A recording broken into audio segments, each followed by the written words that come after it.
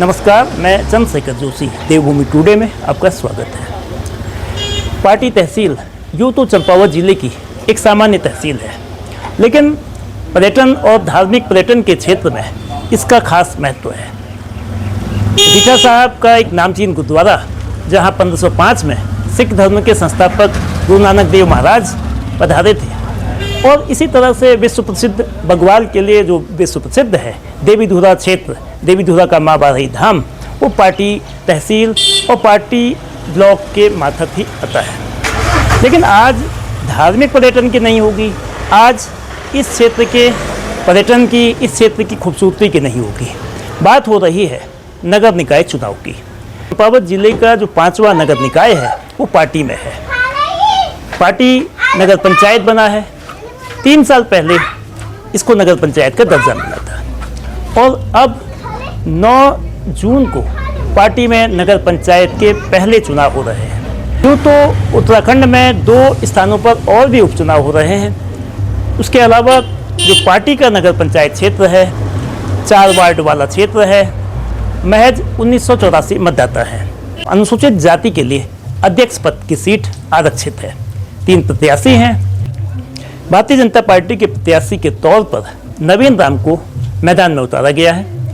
निर्दलीय प्रत्याशी नारायण लाल और साथ में एक महिला प्रत्याशी 70 साल की बुजुर्ग पार्वती देवी चुनाव मैदान में है, यानी कि मुकाबला त्रिकोणीय है। कौन चुनाव में बाजी मारेगा, पहला नगर पंचायत अध्यक्ष कौन होगा, ये आने वाले वक्त में पता चलेगा। यानी कि 11 जून को जब वोटों की गिनती होगी, नतीजा सबके सामने होगा, सेहरा किसके सर पर बंधेगा तय हो जाएगा। नगर पंचायत का जो पाटी क्षेत्र है एक प्रकार से ग्रामीण क्षेत्र के परिवेश से ढका हुआ है। 2 ग्राम पंचायतें, पाटी और जोलाड़ी, इसके अलावा गूम का एक हिस्सा इसमें शामिल किया गया है। बड़ा एरिया है लेकिन वोटर कम है। ऐसे में जो नगर पंचायत को लेकर, नगर पंचायत के चुनावों को लेकर जो सरगर्मी है वो बहुत ज़्यादा नहीं है, और सरगर्मी के बीच मौसम के उतार चढ़ाव, कभी बारिश कभी धूप, ये सब भी अवरोध पैदा करते हैं। अभी भी नगर पंचायत के क्षेत्र में वोटों के लिए या जनसंपर्क के लिए जाने में लोगों को पैदल रास्ता तय करना पड़ रहा है। चुनाव नतीजे से इतर की नगर पंचायत क्षेत्र के विकास की बात की जाए तो पाटी वो क्षेत्र है जहाँ से चंपावत जिला जब सितंबर 1997 में बना, पहले अध्यक्ष भारतीय जनता पार्टी के माधवानंद जोशी और पहले अध्यक्ष कांग्रेस के लक्ष्मण सिंह लंगड़िया, दोनों का ताल्लुक पाटी क्षेत्र से है। पाटी क्षेत्र एक प्रकार से राजनीतिक रूप से काफ़ी रसूखदार रहा है। कांग्रेस की 10 साल की जिलाध्यक्ष रही निर्मला गहतोड़ी, जो बाद में दर्जा मंत्री भी बनी, इस वक्त भी वो कांग्रेस की वरिष्ठ नेता हैं, जिन्होंने 2022 में मुख्यमंत्री पुष्कर सिंह धामी के खिलाफ चंपावत का उपचुनाव लड़ा था, वो कद्दावर नेताओं में गिनी जाती है। यानी कि पाटी क्षेत्र का रसूख सियासत में बढ़ चढ़कर है, इससे कोई इनकार नहीं। लेकिन विकास के मोर्चे पर, विकास के क्षेत्र में अगर बात की जाए तो पाटी एक प्रकार से कोई एडवांस एरिया नहीं है। विकास के क्षेत्र में, विकास के मोर्चे में पाटी की पहचान एक बैकवर्ड एरिया के रूप में गिनी जाती है। बेशक प्राथमिक स्वास्थ्य केंद्र है, अस्पताल पाटी क्षेत्र में ज़रूर है, लेकिन बहुत ज़्यादा इलाज, बहुत ज़्यादा स्वास्थ्य की सुविधा उसमें नहीं है। हायर एजुकेशन के लिए डिग्री कॉलेज बेशक है, लेकिन स्नातक तक की पढ़ाई होती है, चुनिंदा विषय हैं, बीएससी और बीकॉम कोई व्यवस्था नहीं है, पोस्ट ग्रेजुएशन क्लासेज उसमें चलती नहीं हैं, और जो माध्यमिक स्तर की भी जो शिक्षा है वो भी केवल एक प्रकार से औसत है। जो अन्य सुविधाएं चाहिए, जो पेयजल को लेकर, पेयजल की व्यवस्था जितनी अपेक्षा है उससे कम पानी की उपलब्धता होती है। रास्ते अधिकांश जगहों में नहीं है। जो नगर पंचायत के क्षेत्र में अभी 2 ग्रामीण क्षेत्र शामिल किए गए हैं, पाटी और जोलाड़ी, और इसके अलावा आधा गूम, उनमें बहुत जगह रास्तों की कमी है। यानी कि जो इंफ्रास्ट्रक्चर है, बेसिक फैसिलिटीज़ हैं, उसकी कमी है। ऐसे में लोग ये जानना चाहते हैं कि 4 वार्ड वाली नगर पंचायत में, जिसमें महज 1984 मतदाता हैं, बहुत ज़्यादा आबादी नहीं है, लेकिन क्षेत्रफल बड़ा है, ऐसे में आने वाले बोर्ड के सामने चुनौतियों का भी पहाड़ होगा। जो सुविधाएं लोग आज नगर पंचायत में शामिल होने के बाद अपेक्षा करते हैं कि उनको पथ प्रकाश की अच्छी व्यवस्था चाहिए, अच्छे रास्ते चाहिए, जो शौचालय की व्यवस्था, सुलभ शौचालय की व्यवस्था, साफ़ सफाई की व्यवस्था और अन्य बेसिक सुविधाएं जो नगर पंचायत के स्तर की होती हैं वो चाहिए। क्या वो मिलेंगी, या आने वाले दिनों में जब नगर पंचायत का बोर्ड गठित होगा तो केवल टैक्स का बोझ, करों का बोझ लोगों पर पड़ेगा? ये आने वाला वक्त बताएगा। लेकिन जो चुनाव की गहमा-गहमी है, इसमें किस तरह के राजनीतिक समीकरण बनेंगे, उस पर भी एक नज़र डालना जरूरी है। पार्टी लोहाघाट विधानसभा क्षेत्र का हिस्सा है। जो ब्लॉक प्रमुख पार्टी में है वो भारतीय जनता पार्टी के प्रत्याशी को हराकर इस वक्त काबिज है। लोहाघाट विधानसभा क्षेत्र के जो विधायक हैं वो कांग्रेस के खुशाल सिंह अधिकारी हैं। खुशाल सिंह अधिकारी के बेटे शंकर सिंह अधिकारी इस वक्त ब्लॉक प्रमुख है, जो अगस्त 2025 में ब्लॉक प्रमुख के चुनाव में उन्होंने भारतीय जनता पार्टी के प्रत्याशी को हराया था। ऐसे में जो चुनाव नगर पंचायत अध्यक्ष का है, भारतीय जनता पार्टी के लिए खास तौर पर प्रतिष्ठा का चुनाव है और एक प्रकार से नगर पंचायत अध्यक्ष का चुनाव जीतकर पार्टी चाहेगी कि ब्लॉक प्रमुख के चुनाव में मिली हार को वो एक प्रकार से चुकता कर सके। क्या इस बार नवीन राम चुनाव जीतकर ये सीट भारतीय जनता पार्टी को देने में सक्षम होंगे, या जो दो निर्दलीय प्रत्याशी हैं उनमें से कहा जा रहा है नारायण लाल भी बीजेपी के हैं, बीजेपी के एक अराइवल कैंडिडेट के रूप में वो चुनाव मैदान में हैं, उनको बीजेपी ने प्रत्याशी घोषित नहीं किया था, और इसके अलावा पार्वती देवी, कौन चुनाव जीतेगा? बीजेपी की साख, और चूँकि अगला साल जो 2027 का शुरुआती महीना होगा, शुरुआती 2 महीने में जनवरी फरवरी में विधानसभा के चुनाव होंगे। ऐसे में एक प्रकार से ये राजनीतिक ताकत को दर्शाने वाला चुनाव भी होगा। जिला पंचायत अध्यक्ष भारतीय जनता पार्टी के हैं और इस क्षेत्र के जो विधायक हैं, जैसा पहले ही कहा जा चुका है, कांग्रेस के हैं। ब्लॉक प्रमुख बीजेपी के नहीं हैं, कांग्रेस के विधायक के बेटे हैं। ऐसे में बेहद दिलचस्प चुनाव होगा। कम मतदाताओं के बावजूद जो राजनीतिक पारा है इसका खासा उछाल लेने वाला है, और चुनाव नतीजे के इतर लोगों की जो अपेक्षाएं हैं, क्या नगर पंचायत के चुनाव से वो पूरी होंगी? तीनों प्रत्याशी नगर पंचायत चुनाव को लेकर, अपने मुद्दों को लेकर क्या कहते हैं, आइए जानते हैं। पार्टी में पहली बार चुनाव हो रहे हैं, कस्बे का आकार है पार्टी का और पार्टी में उत्साह है। यद्यपि मौसम की अनिश्चितता है और इस वक्त बारिश का भीषण गर्मी के बीच बारिश हो रही है, और 9 जून को पार्टी में नगर पंचायत के पहले चुनाव होंगे। भारतीय जनता पार्टी ने अपना प्रत्याशी इस बार भी घोषित किया है और नवीन राम जी पार्टी के प्रत्याशी हैं। सीधे नवीन जी से बात करते हैं कि उनकी इस चुनाव में क्या एजेंडा रहा है। नवीन जी, आपको पार्टी ने प्रत्याशी बनाया है, तो इस चुनाव में आपके मुद्दे क्या हैं और लोगों का रिस्पांस कैसा मिल रहा है? पहले तो मैं प्रदेश संगठन का धन्यवाद करना चाहता हूं। उन्होंने जो है मुझे प्रत्याशी घोषित किया है, तो उनको बहुत बहुत धन्यवाद। और जो कि केंद्र में जो है हमारे मोदी जी की सरकार है और उत्तराखंड में धामी जी की सरकार है।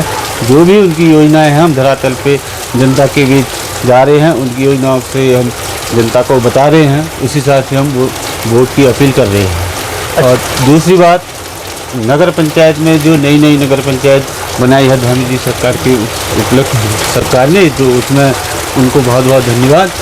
और जो है भी वहाँ स्वच्छता हो, शिक्षा हो और जल संबंधित पानी, और जो है निकाह नाली का कार्य हो, या राशन कार्ड का कार्य हो, या फिर तुम्हारे मकानों का हो, तो इस पर हम काम करेंगे। चूँकि ये नगर पंचायत ऐसी है जो ग्रामीण क्षेत्र की नगर पंचायत है, यानी कि 2 ग्राम पंचायतें पूरी और एक आधी इसमें शामिल है, यानी कि जो बुनियादी ढांचा है ग्रामीण क्षेत्र का वो काफ़ी कमज़ोर है। तो नगर पालिका बल्कि नगर पंचायत बनने पर लोग अपेक्षा करते हैं कि साफ़ सफाई की व्यवस्था हो, स्ट्रीट लाइट की व्यवस्था हो, सुलभ शौचालय और तमाम ऐसी व्यवस्थाएं हों जिससे नागरिकों को सुविधा हो। तो इसको कैसे मैनेज करेंगे, कैसे अगर आप चुनाव जीतते हैं?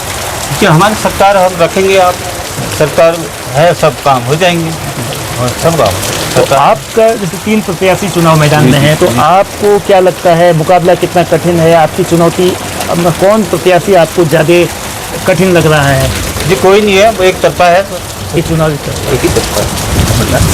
और यहाँ स्वास्थ्य और शिक्षा की जो स्थिति है, डिग्री कॉलेज बेशक है लेकिन उसमें विषय वगैरह नहीं है। जी जी जी। और जो PSC सप्लीमेंटरी हेल्थ सेंटर भी है लेकिन स्वास्थ्य की बहुत उत्तम व्यवस्था नहीं है। तो इन मामलों हम काम करेंगे और जो है जनता हमारी सरकार है, हम जो है उसमें काम हो जाएंगे। और हम जनता से यही अपील कर रहे हैं कि हम जो है हमारी सरकार है, केंद्र में भी सरकार है, राज्य में भी है और जो है यहाँ पे निकाय में भी, और तो हम इसलिए स्वास्थ्य के लिए काम करेंगे। पार्टी नगर पंचायत के पहले चुनाव में भारतीय जनता पार्टी के नवीन राम और निर्दलीय नारायण राम को चुनौती देने वाली अकेली महिला प्रत्याशी हैं पार्वती देवी। बुजुर्ग हैं लेकिन जो पार्टी के नगर निकाय के चुनाव है अध्यक्ष पद के लिए प्रत्याशी है। घर घर जाकर मुख्य रूप से प्रचार कर रही हैं। अनुसूचित जाति की सीट है लेकिन महिला प्रत्याशी मैदान में है। क्यों चुनाव लड़ रही हैं, हम बुजुर्ग पार्वती देवी जी से जानते हैं। अम्मा, आप चुनाव मैदान में हैं, क्यों चुनाव लड़ रहे हैं, क्या मुद्दा है? जनता के लिए। जनता के लिए, तो गरीबों के लिए। गरीबों के लिए। अच्छा, तो जैसे आपका मुकाबला तो एक बहुत मजबूत पार्टी है बीजेपी, उससे है, तो कैसे आप लड़ रही हैं? आपको लोग कितना समर्थन आपको मिल रहा है? अब बाबू अब मिल रहा है, वही भगवान है जी। जितना मिल रहा है हमको बहुत सहयोग मिल रहा है। अच्छा, तो आप अगर चुनाव जीतेंगी तो फिर जीतने के बाद क्या करेंगी? अब हम क्या करेंगे, जहाँ पानी की समस्या है, जहाँ लाइट की समस्या है, जहाँ रास्ता की समस्या है, गरीबों की वो तनख्वाह नहीं लग रही है, बच्चों की फीस के लिए उनके पास कुछ पैसे नहीं है, उनको सहारा करेंगे, उनका हेल्प करेंगे। हैं? अच्छा, इतनी बड़ी जो पार्टी के लोग बड़े, उनके पास साधन बहुत हैं, संसाधन बहुत हैं, पैसा बहुत है। आप निर्दलीय हैं, आपके पास जाहिर है कि उतने साधन उनके मुकाबले नहीं होंगे, तो कैसे फिर आप उनको फेस कर रही हैं? हमारे भगवान कर रहा है, हमारे लिए, हम सबके दिल में है। अच्छा, हमारे लिए कोई पैसा देने को नहीं, लेने को नहीं।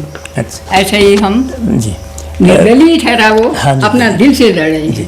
तो आप जब जनता के बीच जा रहे होंगे, महिलाओं के बीच और अन्य लोगों के बीच, तो आप लोगों से क्या कह रहे हैं? लोग आपसे क्या अपेक्षा कर रहे हैं? वो कह रहे हैं, आप हमको देख रखा है उनने जी। हाँ, कि हमारा गरीबों के आज तक पानी के लिए तड़प रहे हैं, रास्ता के लिए तड़प रहे हैं, कोई के मकान गिर रहे हैं, हमको कोई सभापति ने नहीं देखा, कुछ नहीं देखा। हम तुमको चुन रहे हैं, हमारा भला करो, गांव की देवताओं की भला करोगे। अच्छा। अच्छा, आप लोग चूँकि पार्वती जी के प्रचार में हैं, तो लोगों के बीच जब आप लोग जा रहे हैं तो लोग क्या मुख्य रूप से अपेक्षा कर रहे हैं, क्या चाह रहे हैं, क्या कह रहे हैं? सबसे पहले तो मैं सर का बहुत बहुत धन्यवाद करना चाहूँगा, जो हमारी दादी अभी नगर पंचायत अध्यक्ष की प्रत्याशी हैं, और उनके साथ साथ ही सर ने हमको इनवाइट किया या हमको आमंत्रण किया कि आप अपनी बातें रख सकते हैं। जैसा कि अभी हम मैदान में जा रहे हैं, फील्ड पे जा रहे हैं, तो हम देख रहे हैं कि हाँ, लोगों की मूलभूत जैसे छोटी से छोटी समस्या, जैसे पानी की समस्या है, स्ट्रीट लाइट की समस्या है, और क्या बोलते हैं आपका, जिनके पास आवास नहीं है, जिन लोगों को आवासों की ज़रूरत है, और कई लोग ऐसे जिनके घरों की दीवार नहीं बनी है, आंगनों की दीवार नहीं बनी है, किसी के घर का आधा आंगन गया हुआ है दीवार न होने के कारण। कई ऐसी चीजें जो लोग कह रहे हैं कि हमने हर किसी को वोट ही तो दिया है, अब आपको भी वोट दे देंगे, तो उनको अभी भी विश्वास नहीं है कि हम ये चीज कर पाएंगे, नहीं कर पाएंगे। और हमारा इलेक्शन लड़ने का मेन मुद्दा ये है, जो हमारे पैम्पलेट में लिखा है, इसमें हमने छोटी छोटी सी ऐसी चीजें हैं जो हमारे नगर पंचायत में होनी चाहिए। ये ज़्यादा बड़े वादे नहीं है, ये छोटी छोटी सी चीज़ें हैं। अगर आप लोग इसे गौर से पढ़ना चाहें तो आप पढ़ सकते हैं और देख सकते हैं। और मैं आज नगर पंचायत पार्टी की जनता से ये अपील करने आया हूँ और अपनी दादी को यहाँ लेके आया हूँ। आप ये मत समझिए कि हमारी कैंडिडेट एक वृद्धा है या वृद्धावस्था में है या ऐसी है, वैसा ना समझे। आप ये समझे कि उनके पीछे हाथ किनका है। हम ये चाहते हैं कि आप हमको मौका दीजिए, आप पार्वती देवी के वोट कीजिए और हमें मौका दीजिए। हम आपको इतना आश्वासन देते हैं कि अगर नगर पंचायत में आपको एक अच्छा भविष्य बनाना है, नगर पंचायत की एक अच्छी नई नींव रखनी है, तो मैं आपसे यही विनती करना चाहूँगा कि आप ये मत देखिए कि ये मेरे क्षेत्र का है या ये मेरे क्षेत्र का नहीं है, ये किस पार्टी से है या निर्दलीय है। आप उसको समर्थन कीजिए जो उसके योग्य है। मैं नगर पंचायत पार्टी की जनता से ये अपील करना चाहूँगा, इस बार आप मतदान बहुत सोच समझ कर कीजिए।